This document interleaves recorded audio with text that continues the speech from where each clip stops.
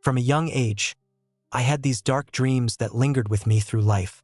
Now, with a sharp knife in one hand and a hammer in the other, I could finally make them real. Isn't it odd for a boy to harbor such thoughts? He carried them into adulthood, dreaming most of all about killing one specific person, but in the end, the body count grew far beyond that. Today's story is truly horrific, yet I've wanted to share it for a long time because it might just change someone's life. Just beheading someone, what's the big deal? When I did it, I thought, she looks beautiful. What if she tastes just as good? Before we dive in, take a close look at these photos. Familiar faces, right? You probably recognize them, the world's most infamous serial killers. Can you recall what drove each one? What unites them beyond their unimaginable cruelty? Ted Bundy, the charming predator who targeted pretty college students. John Wayne Gacy, who hunted boys, torturing and burying over 30 in his own basement. Cannibal Jeffrey Dahmer, who kept remains in his apartment and preferred men. So what's the common thread? All these monsters shared one hunting method: preying on hitchhikers. Do you only hitchhike when absolutely necessary, and now only with friends? Why? Because you're scared. Why did you stop? Because of all those gruesome cases where girls were tortured and cut to pieces. Among those named, one name is missing: Edmund Kemper. A sadistic non-human, he stands out not just for erasing his own family and violating his mother, or for his towering 2-meter height. Above all, it's his intelligence that sets him apart. At arrest, his IQ was 145, which the American Heritage Dictionary defines as genius level above 140.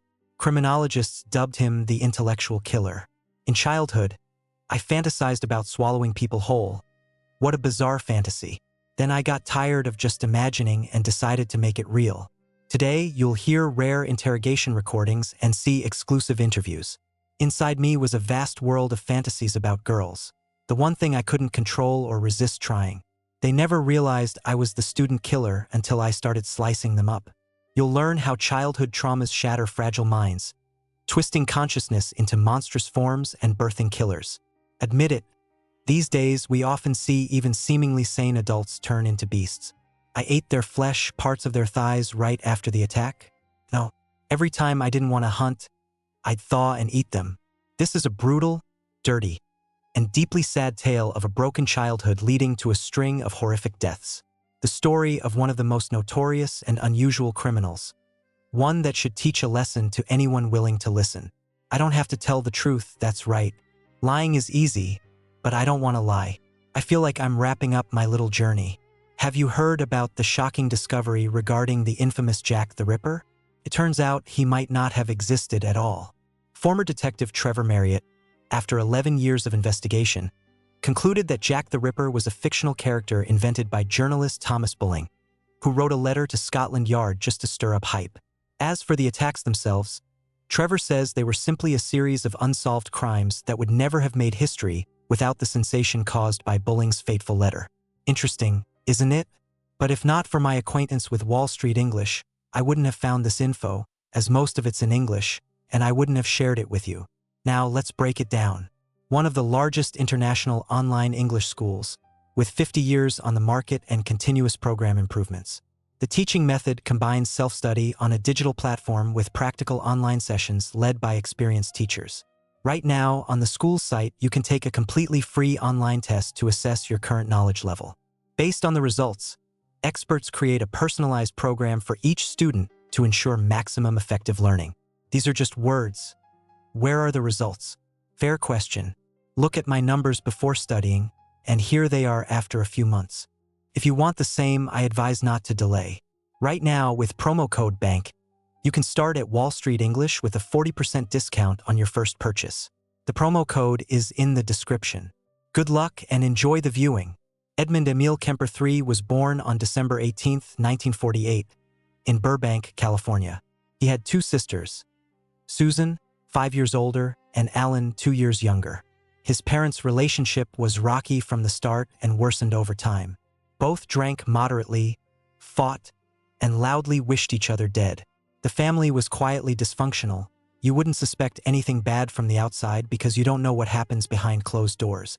Ed's mother, Clarnell, couldn't stand her weak-willed husband, and that hatred passed to the child who grew to resemble his father. Plus, he grew too fast. By 9, he looked 15, which frightened and repelled her.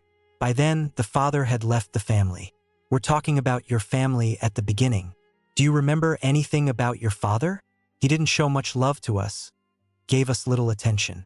As far as I recall, he rarely held us in his arms or on his lap. He complained that holding us was too heavy. And before leaving, the father wanted no part in raising the kids, distancing himself completely. This wasn't uncommon in the 1950s. The mother, on the other hand, could be tyrannical and overdo punishments. Especially with Ed, due to her prejudices, the boy ended up living in the basement like in a dungeon. He was quite small and it had a big impact on him. It was dark. To turn on the light, you had to go all the way down. It really scared him and he often had nightmares. Clarnell feared the prematurely developed boy might harass Susan, who was 15 then. Thanks to accusations of promiscuity, Ed learned what that meant and what real perverts do. It seems his mother knew a thing or two about it and hurried to reveal all her child's hidden talents. After divorcing her husband, she moved the kids to Montana, getting a job there. That's where Ed got his basement room, plus an unfamiliar environment, constant yelling, and an endless stream of insults from his mother. The boy couldn't even think of defending himself. It was pointless. He couldn't stand up for himself. He'd probably die of fear. Instead of fighting back, he dove into sick fantasies. At night, sitting in his little room by the boiler, he'd vividly imagine revenge. When Clarnell moved with her kids to Montana, she had to divide 2 bedrooms between her daughters. She gave one to them, and since the basement had enough space, she figured it was fine for a 9-year-old boy. He started feeling like he was just shoved aside, dumped into this underground lair like some cave. Thus, Ed became a total outsider. From early on, he felt like an alien in his family, and his peers were scared off by his unsociable nature and unusual appearance. He didn't interact much with his older sister, but with the younger one, they sometimes played, though it was hardly normal. For example, he'd make her tie him to a chair like a condemned prisoner, pretending he was in a gas chamber. I remember a lot of weird stuff happening while we grew up there. My grandparents gave me a little doll in a box. Her clothes and things were handmade. One day, the head was cut off. That was pretty creepy. It comes to mind that the first living being tormented by Kemper was a cat. Statistics show many serial killers abused animals as kids, especially those who later targeted women or girls.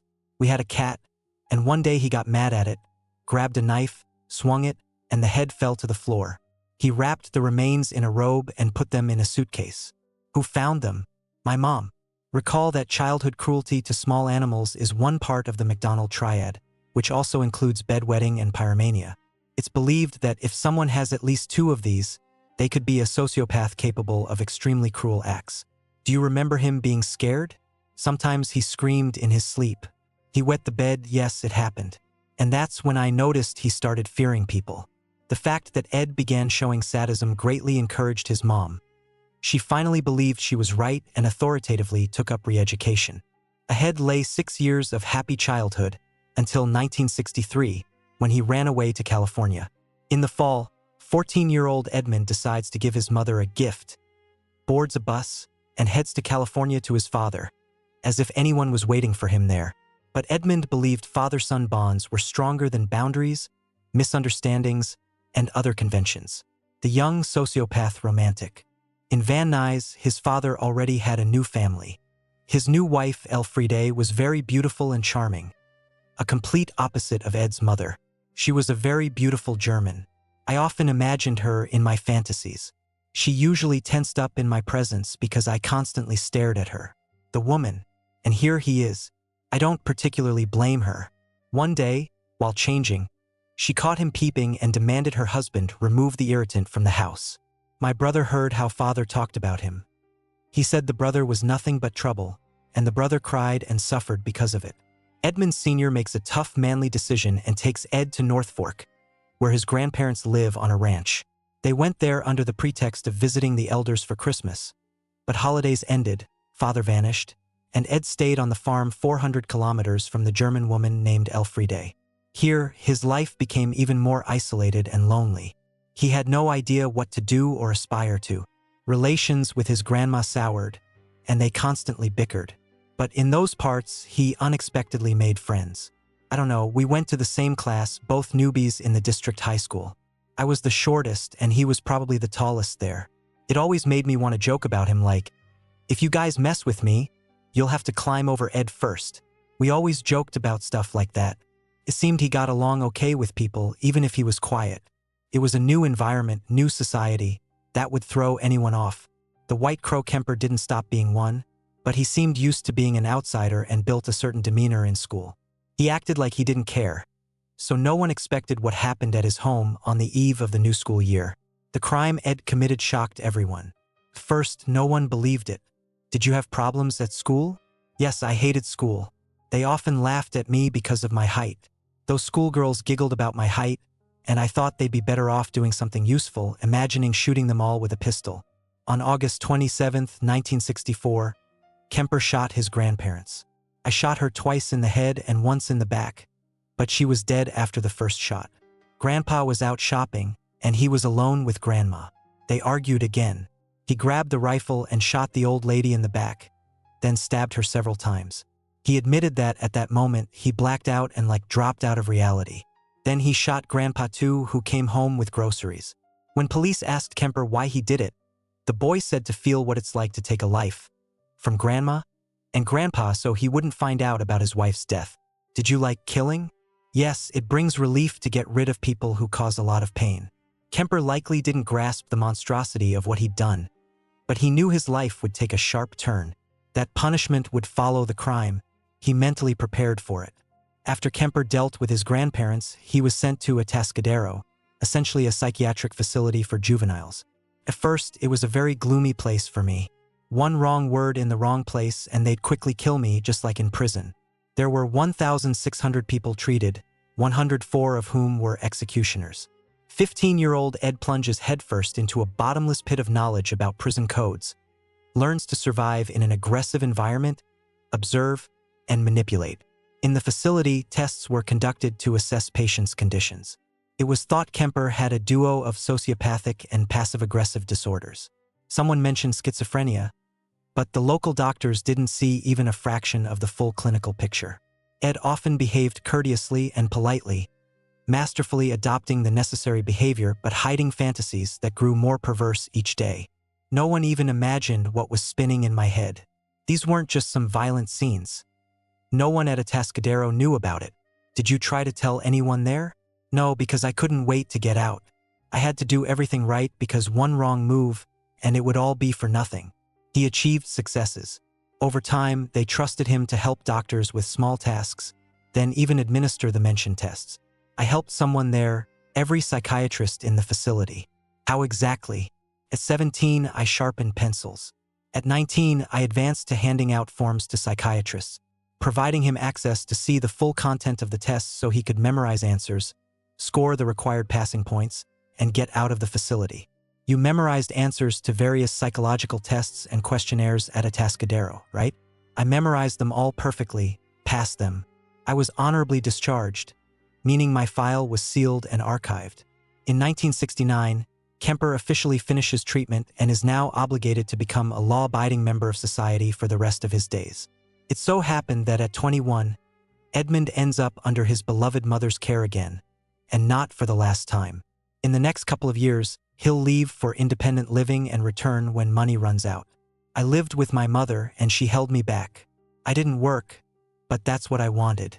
So, considering the mother was one of the triggers in his emotional instability, it was very wise of the doctors to release Kemper into her hands. Couldn't think of anything better. While Edmund served his days in the facility, his mother managed to move to Aptos, remarry, change her last name to Strandberg, and return to single status. The rest seemed unchanged. Working in the University of Santa Cruz administration, among colleagues, she was seen as smart, decent, and responsive, and no one had reason to doubt it. Coming home, she'd tell her son in minute detail what it's like to be a normal person, how beautiful girls spend their days, and why Ed would never get one. The longer you observe the Kempers' warm relations, the more it seems sadistic tendencies are hereditary. Did you know my mother? She loved manipulating, pulling strings, watching people suffer, if you know what I mean. Though, to be fair, Clarnell was willing to support her son's development. She didn't want him lounging in front of the TV his whole life. So when her son wanted to serve in the California Highway Patrol, she arranged it so his criminal record was sealed. He attends community college, but they don't accept him into the police due to his height. Do you think that's for better or worse? Could he have become even more dangerous with access to power? Interestingly, many serial killers somehow wanted to work in law enforcement. Ted Bundy is a clear example. Link to his detailed story in the top right corner of the screen. Young guys feeling wronged by life, suffering from physical or emotional trauma, dreamed of power and influence, enjoying universal respect and the right to punish bad people for the greater good. It's all about control. Though Kemper didn't become a cop, he got a job as a road worker. He continued interested in how things work there, even making friendly relations with law enforcement reps. Soon, this knowledge would come in very handy because he was already constructing his insane scenarios. Rest assured, all points will be studied and thought out to the smallest detail. Soon, hunting would become the meaning of his life, and if acutely needed, his mother would provide financial means. If his career became somewhat clear, in personal life, Kemper remained stuck. At 21, in sexual development, he was still that 15-year-old teen who'd never kissed and, honestly, didn't plan to. He had no idea how to approach a living person. Despite his high intelligence, all his rich life experience and ability to mimic, he had no clue what close relationships were. His parents took care of that. Relations with his mother after reunion hardly changed. She somehow made him feel guilty. She constantly said, "You don't love me," and stuff like that. She could be very cruel. The father really told her too much when it would have been better to shut up. You can't keep pressuring and winding someone up, or they'll break. But she didn't understand that. They say if you repeat the same thing over and over, you'll eventually get your way. At least Kemper really became a copy of his father in behavior toward Clarnell. Everything worsened when both started drinking nonstop. They argued endlessly, almost word for word repeating the known script. And the mother seemed to know no other life, such a twisted model of a safe haven. My contempt for her grew, and as it did, all my dislike and hatred spilled out. I indulged in various fantasies. I imagined myself in bed with beautiful and cool chicks. I felt awkward thinking about it because I didn't know how to communicate with them in reality, and how could I compete with other guys, especially with their money? I had an inferiority complex I never got rid of. I felt complete only when I could have power over them. And this in the age of Aquarius, the bloom of hippies, universal love, and rampant brotherhood. Kemper felt monstrously inadequate and just gave up. Moreover, he saw himself as worthless in intimate matters because he couldn't achieve ejaculation. So in 1972, he started building relationships his way. That's why in the height of summer, 2 college students vanished without a trace. The first time, there were 2 girls in the car. I communicated normally with them, but it was just an appearance, my facade. I needed to seem normal to everyone. One of them had such beautiful blue eyes like the sky, huge. They excited me. My name is Michael Aluffy. People call me Mickey, a nickname I got long ago from my mother. I was born and raised in Santa Cruz. In the summer of '72 or so, I started working in our investigations department. Typical crimes for Santa Cruz back then were theft, public order violations, usual teen problems, all that.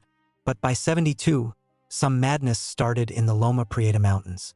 Not far from the road, tourists found a human skull. Police went all out, searching the whole area for other remains. But no body, no clothes, no other traces. The skull was in such bad shape they couldn't even determine the victim's gender at the time. Even for police, this was unsettling. They searched the district but found nothing. The skull was in terrible condition, making it hard to identify even the sex. This unsolved case lingered. Meanwhile, Kemper had picked up his first victims. I'm Mary and Pesci, and this is Anita Lucchesa. They were Fresno State students hitchhiking to Stanford. They never arrived. Kemper offered them a ride, seeming harmless.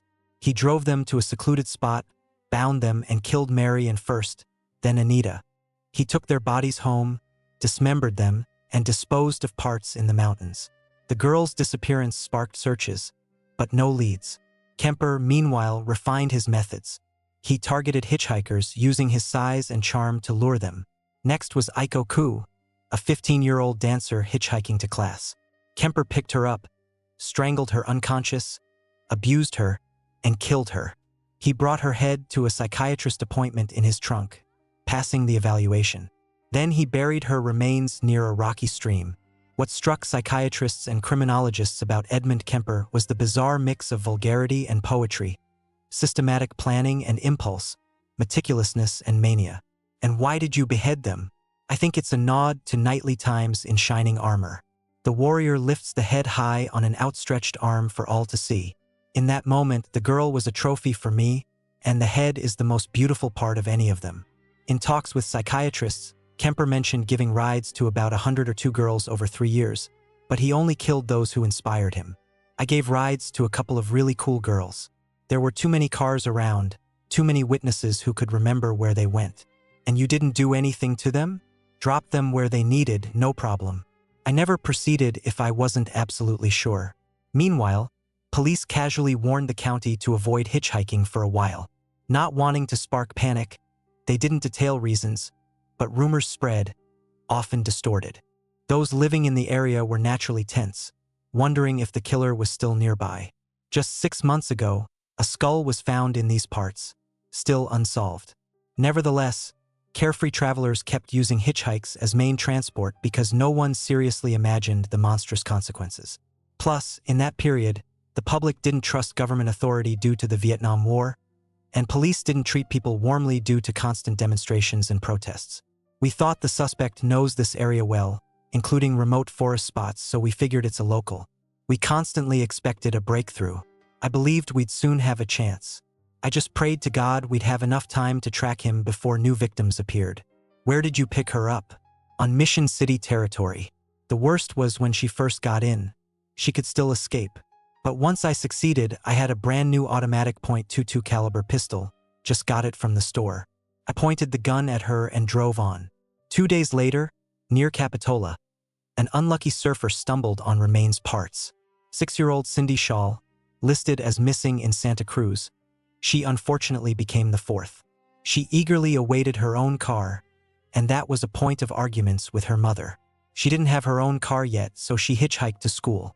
Mother called me and said Cindy was missing. Neighbors told her, as the girl babysat their kids. Turned out she was gone from home for 3 whole days. Cindy just left for school as usual and didn't return. I stopped not far from the Santa Cruz Mountains, convinced her to lie in the trunk, and blew her brains out with a pistol shot. It was my first time shooting such a weapon. Her eyes didn't close. He buried Cindy's head in his yard right under his mother's window. Mother loved attention, he explained. This spot is right near the University of California, Santa Cruz territory. Here, just a week ago, remains of 4 more bodies were found, and all this alongside other mysterious crimes in these surroundings. In January, after the first horrific find of the month, 3 more followed. Ed was in his element, perfecting his methods. He carried a set of dark clothes where blood stains weren't visible. To prevent victims from jumping out, he installed a special latch on the passenger door. His knife skills improved so much that police started thinking it was a professional, a doctor, or at least an experienced butcher. All similar crimes were automatically linked in a series. Excuse me for digressing. After such info, Jeffrey Lindsay's novel Darkly Dreaming Dexter and the incomparable Showtime TV adaptation come to mind. Now it's clear who the author was inspired by. By January 1973, we were handling about 13 different attacks, which was a lot for these parts. Most victims were shot. Many belonged to counterculture reps like hippies, and some just hitchhiked. It was some madness. At least the public finally heeded warnings about hitchhiking dangers. Those willing to pay with their lives sharply decreased, while Edmund meanwhile enjoyed watching the cops' fruitless efforts. I must note the public was on edge. No one felt safe.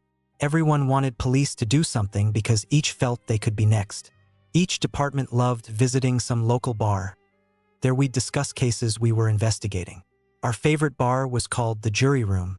In the jury room sat officers from Santa Cruz Police Department, Highway Patrol, people from the District Attorney's Office, and Kemper showed up quite often too. He loved, downing beer with cops and hearing how the fight against criminal elements was going. I sat among them, drank 5 to 6 bottles of beer, then 7 shots of tequila in a row. I played the fool, acted like a silly boy when out in public so no one would think I was capable of horrible acts. Clumsy and shy, who could have suspected him? Definitely not the police. Some believe his mother knew everything or at least suspected. She was used to watching her son closely, nitpicking details, ignoring any positive traits while seeing through all negatives. Because she herself pretended to be a quiet one, she clearly wasn't. I was a teacher. Clarnell was assistant dean for administrative affairs. I didn't get the impression of her as shy or timid. Sometimes, passing her door and noticing she wasn't busy, I'd greet her, ask how she was. She wasn't sociable. She'd just say it's been better. Clarnell and Edmund, mother and son, wore similar masks. In the end, they turned out incredibly alike. Who was next after Cindy Shaw? Rosalind Thorpe and Alice Liu. You picked them up together? Yes, right after another. On February 5th, 73, Kemper left home in a particularly foul mood from yet another fight with his mother. Over time, it got harder to endure her attacks, but he stubbornly lived with her because she basically supported him. In his view, it was worth it, and he was ready to endure till the end. But alcohol and constant arguing shook his emotional state, so he needed release. And so it happened that Rosalind and Alice crossed his path. Notably, Alice was wary of such rides and very selective with drivers. Apparently, that day it was crucially important for her to reach the university. I don't think Lou would have just gotten in my car like that. Before starting to hitchhike, she needed to ensure there were already passengers in the car. And Rosalind sat with you in the front seat, like we were a couple. Plus, on my windshield was a special sticker, permission. Yes, another convincing detail for passengers. Under the windshield, Kemper kept a sticker with letter A for access to the secured parking at the university library. He got it from his mother. This was a sign known to every student. The listed factors were enough for Kemper to lull vigilance, forcibly take and dispose of the two girls. They were found on February 13th east of Castro Valley with heads severed from bodies. One missing arms. Cause of death: gunshot wounds. No leads as usual, and anxiety over this surged. Police showed almost no initiative, and every time someone vanished, their standard response was, well, you know, girls at that age. But these girls weren't the type to just run away from home. Rose didn't run or hide from her roommate and me. Why would she run somewhere or from someone? This opinion from one witness of those events generally aligned with most people's views. To any person, it seems they could have done better than any supposedly useless cop, doctor, cab driver, seller, or anyone whose job seems simple and clear. Familiar?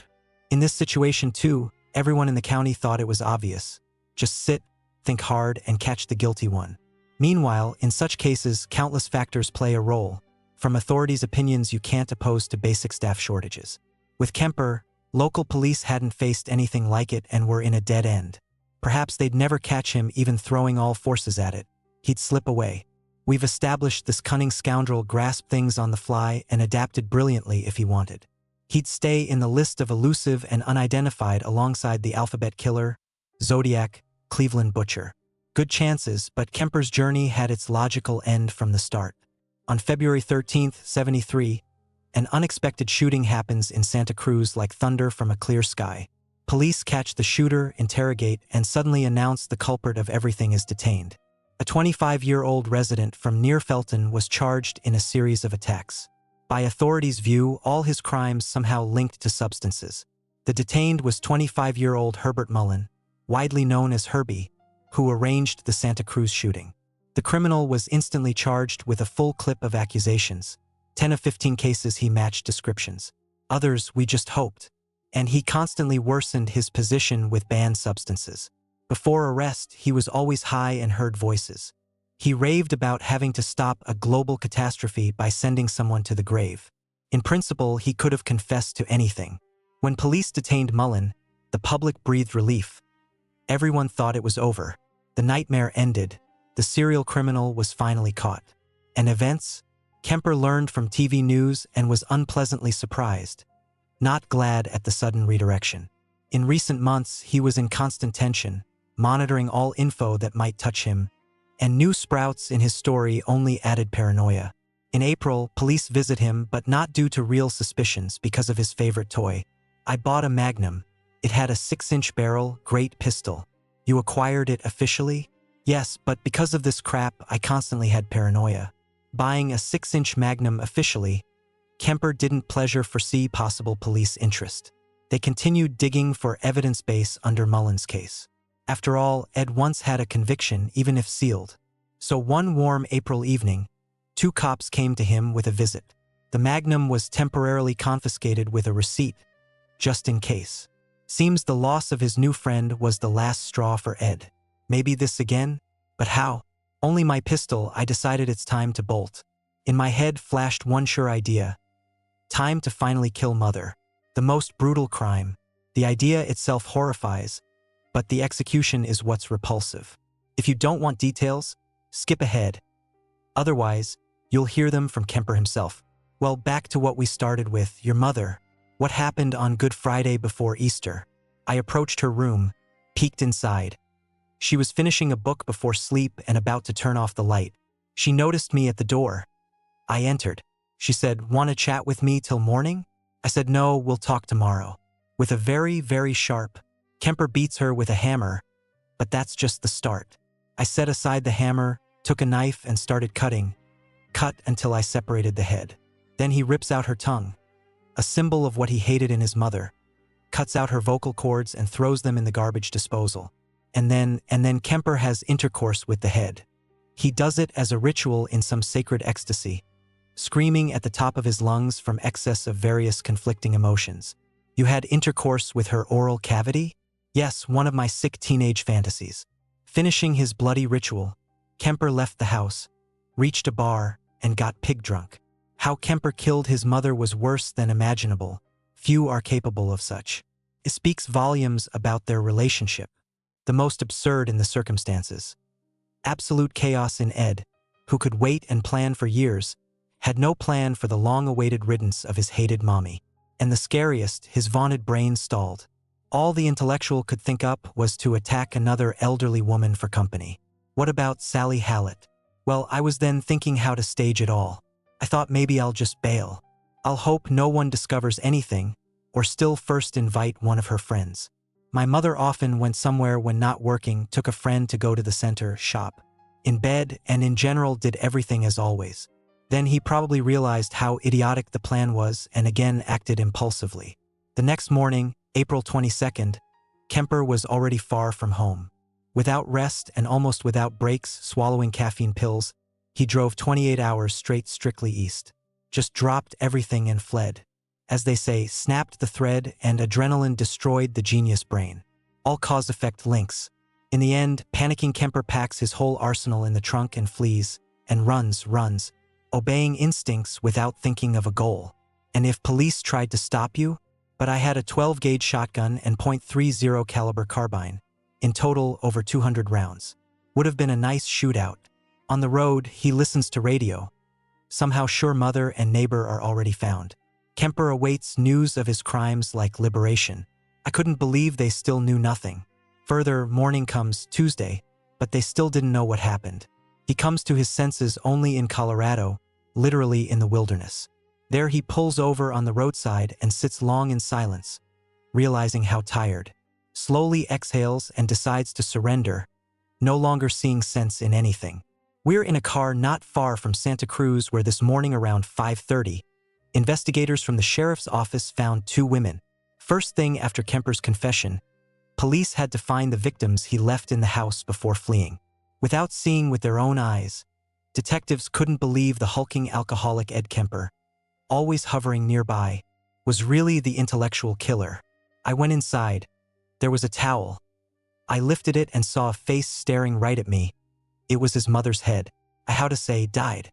We started digging further in the closet, pulling out and flipping shoe boxes, and in them we found various parts, hands, wrist stumps, leg chunks. There was a lot of stuff I'd never want to see and hope never to see again.